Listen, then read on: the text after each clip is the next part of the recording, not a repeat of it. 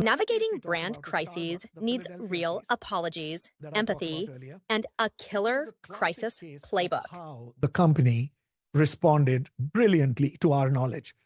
As soon as this incident happened, the next day, the CEO flew to Philadelphia, apologized 6 times in various forums, met these 2 young customers, apologized to them, apologized to the whole Philadelphia community. 6 apologies from a CEO, 6 apologies, that there's some lesson in it, right? So number one. Number two, they settled in private with these 2 consumers. They settled in private with the Philadelphia city of Philadelphia. Then they did what we think was the most effective step that they undertook, which was they closed all Starbucks stores. I remember that. 8,000 of Across the them world, right? across US It's US, for a week. I remember It cost the company about $17 million. I think that was a terrific show of walking the talk, that we are saying respect, dignity, we will do it ourselves. So it was a sliver of a demonstration of what kind of training is needed when these transgressions occur. And you can get caught off guard as a company when these transgressions occur. So you really need to train your people with, what we are talking about. All these 8 principles are critical, but nobody has a playbook. Companies don't have a playbook. They're pretty much, fly off the handle whenever such things happen. And many of them respond really poorly. We were so surprised how Boeing responded. We were so surprised how Volkswagen responded.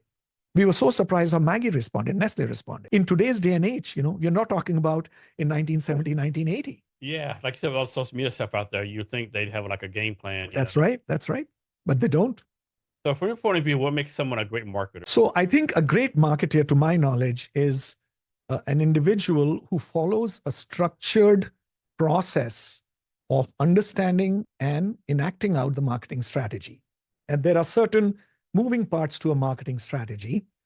A great marketer is one who first and foremost understands the context and the consumer really, really, really well. Really well.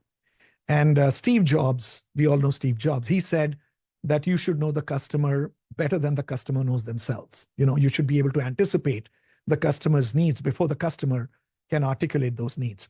It takes a lot of effort, experience, and passion to be able to do this. But you are ultimately marketing whatever you're marketing to a segment of consumers in a context in which you're conducting the marketing strategy of yours. So that is the number one thing that a really good marketer knows. And knowing your customer is, you could clinically know your customer. You can say, this customer I know so well, and I know how to take their money. We understand you're operating for profit. We understand that, most of the companies are. At the same time, I think a strong shot and dose of empathy is critical in today's marketing environment. You can make a lot of money, and the consumers today are vocal, they're powerful, they can talk, they can spread all kinds of information.